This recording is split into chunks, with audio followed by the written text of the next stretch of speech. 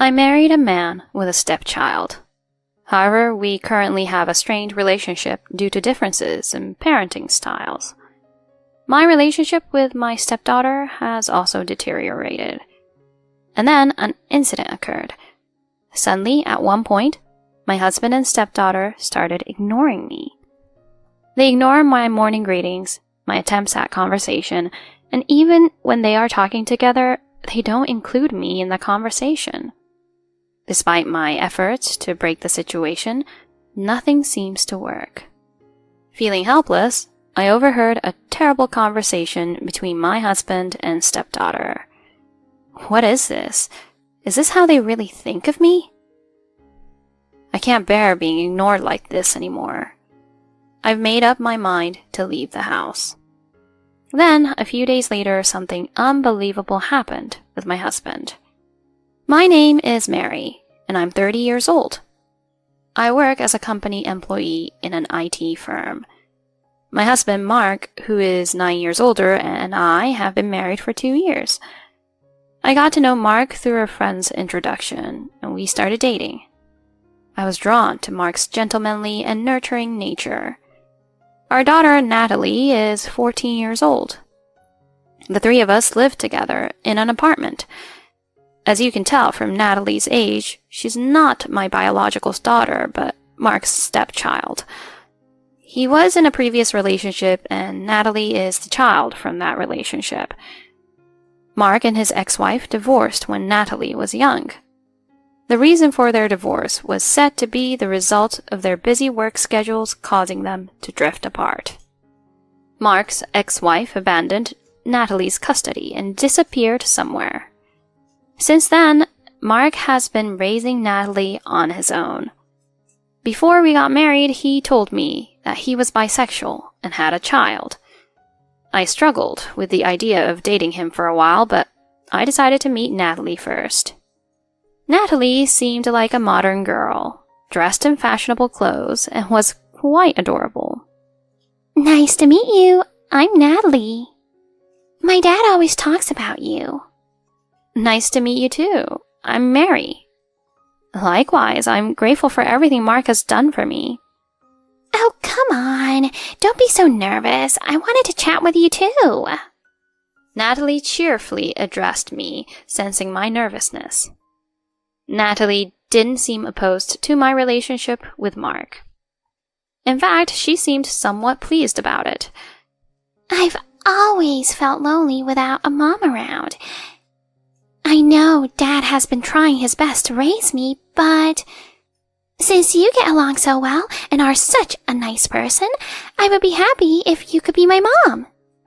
Upon hearing that, I felt the desire to become her mother. After some time, Mark proposed to me and I accepted.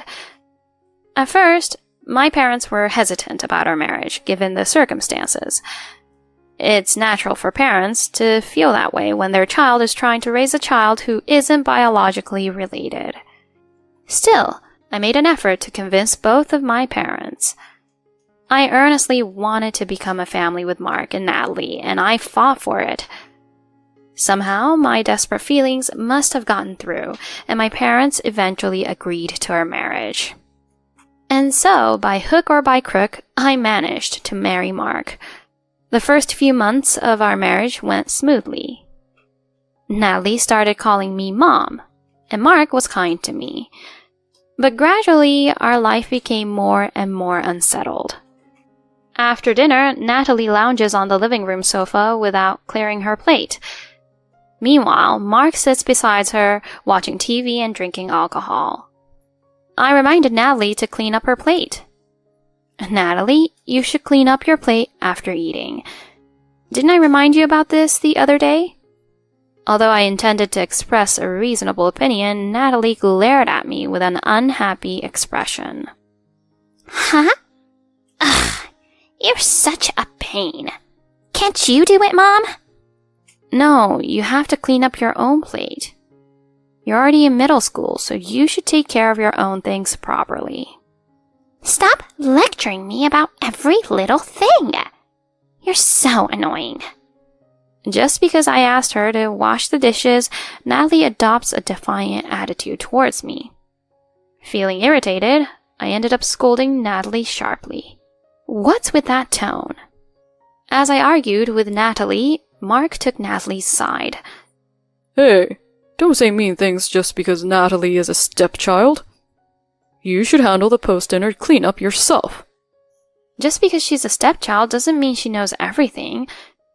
I'm doing this for Natalie's own good. Natalie and Mark completely leave the household chores to me. They don't even try to help voluntarily. When asked, they help, but not without grumbling. Even when I say we're family, so let's cooperate, my husband insists. Housework is a woman's work. While Natalie retorts, You're so cold for a mother. I'm also busy with work, especially when we both work.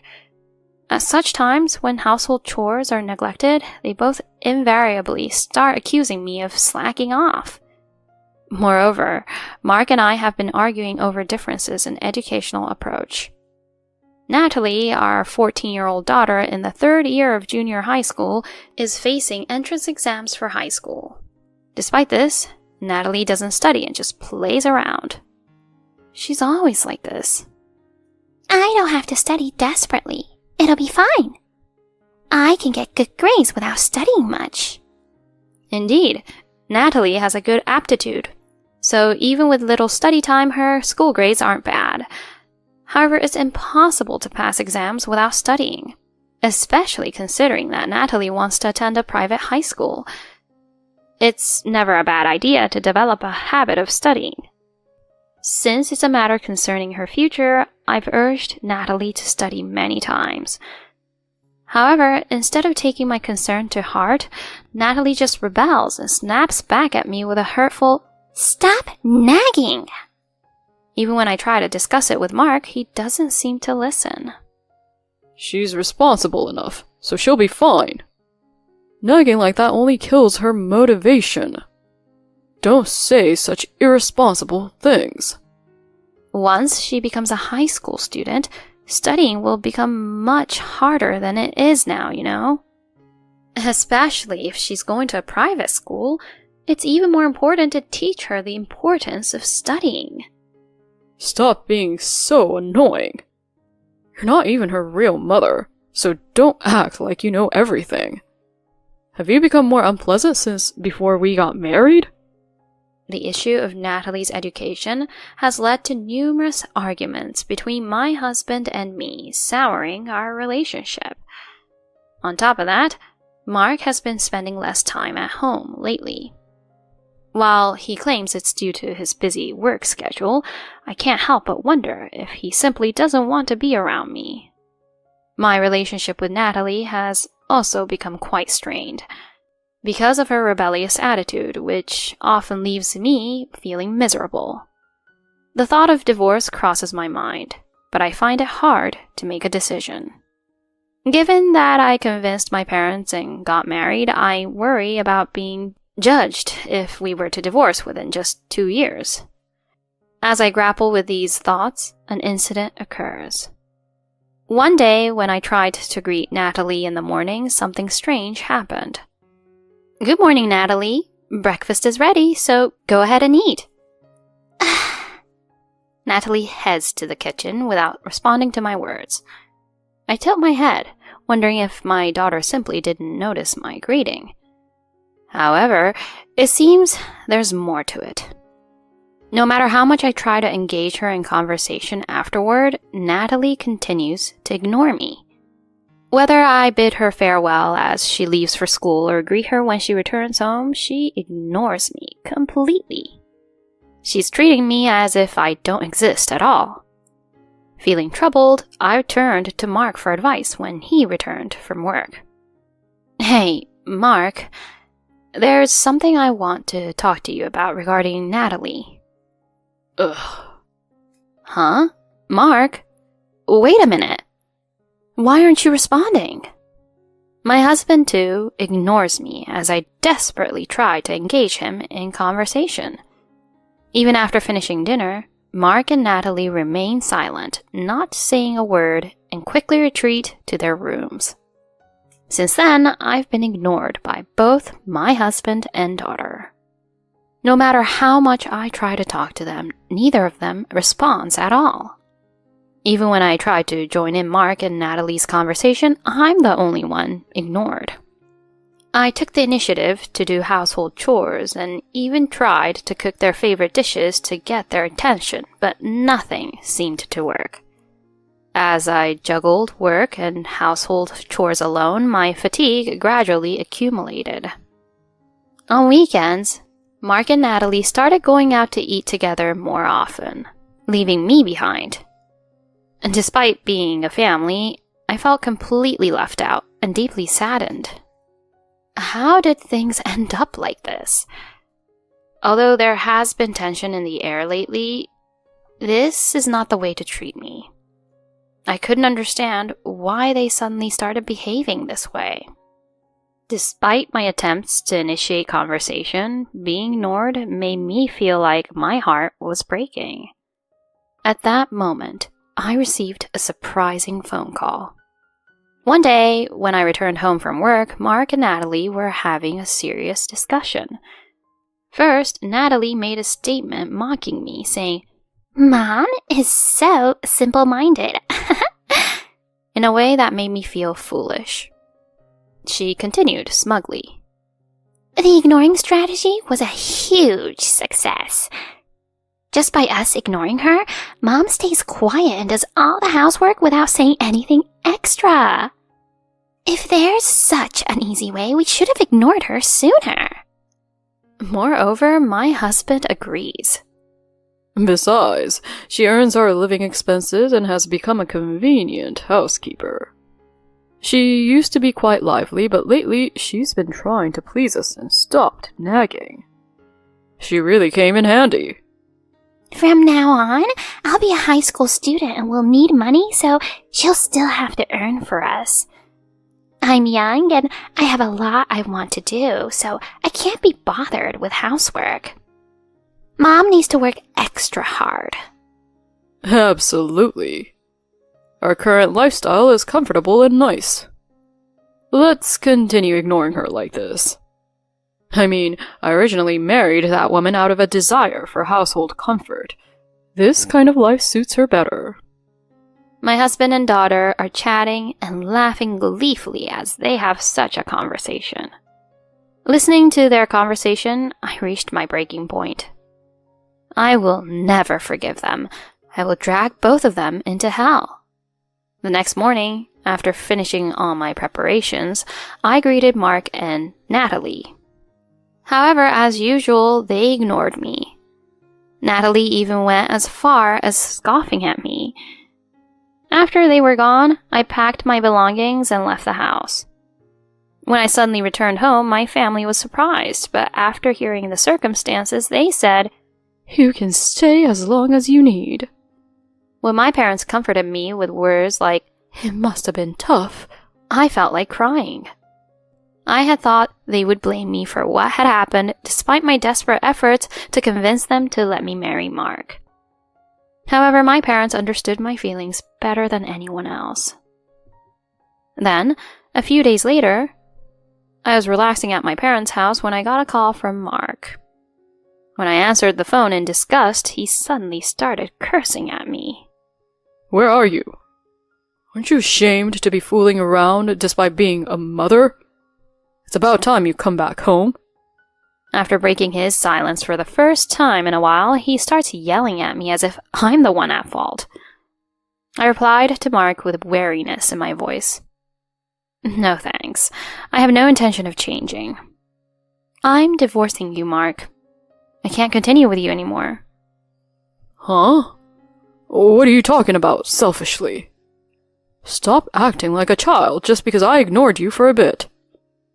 I'll never agree to a divorce."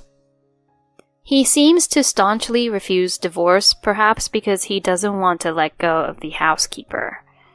However, with my next words, he froze. "No, I will definitely ask for a divorce. Because you're cheating, aren't you?" I had received a phone call earlier. It was actually from the husband of Mark's affair partner. Mark's late returns weren't due to work, but because he was meeting with his affair partner. When he went out on holidays, he was actually going out to eat with his affair partner. Actually, when Natalie and Mark were talking together, I overheard such conversations. Dad's affair partner is beautiful and pretty. It would have been better if she were Mom instead.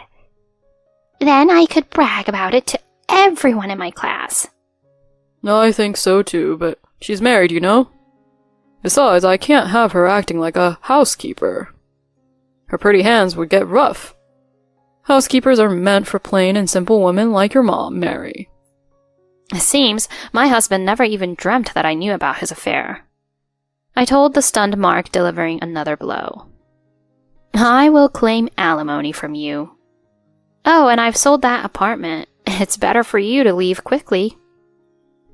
The apartment where we lived as a family was bought by my father before marriage and is in my name. So I arranged for movers to transport all the furniture I bought to the new apartment, which I purchased secretly. After leaving the house, I sold the apartment where we used to live and bought a new one for living alone. I did all of this secretly without telling my husband and daughter. Of course, I had permission from my father. If anything, I would say that my father was more enthusiastic than I was. By the way, I sent Mark and Natalie's belongings to his parents' house. I included a letter detailing the various circumstances just to be safe. However, even if they wanted to return to his parents' home, there would be no place for them. In addition to Mark's parents, his brother's family also lives there, and Mark doesn't get along well with his father. To make matters worse, he was cheating. It's clear that Mark will be estranged from his parents. Feeling cornered, he desperately begged for forgiveness over the phone, realizing his precarious situation. I'm sorry. Natalie and I took advantage of your kindness. The temptation of infidelity was just a momentary lapse caused by frustration at work. I only love you, Mary. Please, forgive me. Mark earnestly apologizes, but that's not something I inclined to believe. I've tried to be a real family with them. I was tough on Natalie because I was worried about her future. I argued with Mark because I wanted us as a couple to think about our daughter Natalie together. But they ignored and hurt me for stupid reasons like wanting an easy life and wanting to have their own way. I can't live with people like that anymore. You and Natalie don't want a family, do you? You just want a maid you can call whenever you need something done, right? I tried to become part of your family, but that's just terrible, isn't it? There's absolutely no way I could stay with people like you in the future. That's not what I'm thinking at all. I really feel sorry. Natalie also says she wants to apologize to her mom. I'm not going to tolerate a disrespectful daughter who mocks others. Didn't Natalie say she wanted a beautiful mom? I'm sure she would be happier to be a stranger with me. Don't involve me anymore. With that, I hung up the phone. A few days later, the divorce with Mark was finalized through a lawyer.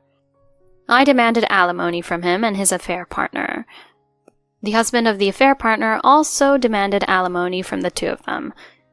Mark depleted his savings but still had to take out loans to repay the alimony for both of them. He and Natalie are now living in an old, cheap apartment after being evicted from their apartment. The affair partner borrowed money from her parents to pay the alimony and is now working at a relative's factory. I thought it was all over, but a few months later, surprisingly, I received a reconciliation request from Mark. Hey, Mary. Please, give me another chance. What's this all of a sudden? You and I are already divorced and strangers. Don't contact me out of the blue like this. Please, don't say that. Natalie is in trouble right now. According to Mark, it seems Natalie couldn't afford to attend the prestigious private high school due to his debts. Natalie reluctantly enrolled in a public high school. However, due to her selfish personality, she was disliked by the entire class and ended up isolated. It seems that now Natalie, feeling mistreated by her classmates, has become a shut-in and spends her days venting her frustrations. On top of that, with no one to do the chores, the room is getting dirtier and dirtier. It seems like they might get kicked out of the apartment they're living in due to the foul odor. Mark says that such a situation is Natalie's own fault. I won't go back to you. Don't ever contact me again. I decisively rejected any possibility of reconciliation and blocked Mark's number. Right now, I'm living peacefully with my parents while focusing on my job. Considering the troubles with my family, I'm not thinking about marriage for a while. For now, I just want to develop a better eye for men.